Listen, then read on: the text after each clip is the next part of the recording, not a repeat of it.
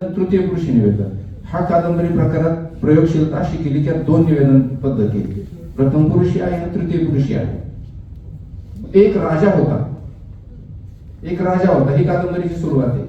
म्हणजे मी तृतीय पुरुषी, एक राजा होता हे सांगणारा मी तृतीय पुरुषी. मी सांगतो एक राजा होता आणि होय मीच तो राजा, हे प्रथम पुरुषीचं.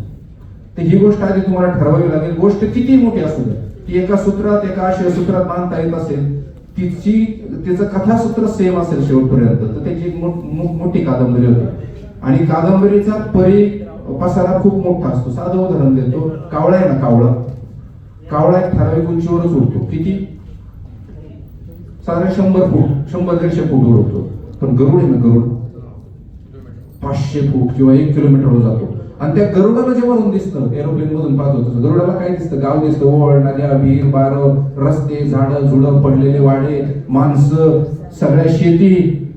जे गरुडाच्या नजरेतून तुम्हाला दिसतं ना, त्याची कादंबरी बनते.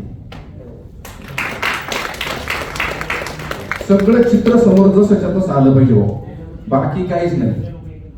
तुम्ही असं फोनवर सांगितलं ना, मी हडपसरून पिंपरीला येतोय, पण आजूबाजूला काय आहे? कॅन्टोन्मेंट एरिया आहे, पाऊस पडतोय, ऊन आहे, रस्त्याने ट्रॅफिक आहे, झाडं हिरवी आहेत का, वाढली आहे, ट्रॅफिक आहे का, पीएमटी बाजूने चालली आहे का, गाडीवर किती जण आहेत, गाडी कुठली आहे, ही वातावरण निर्मिती सुद्धा त्यासाठी पोषक असते.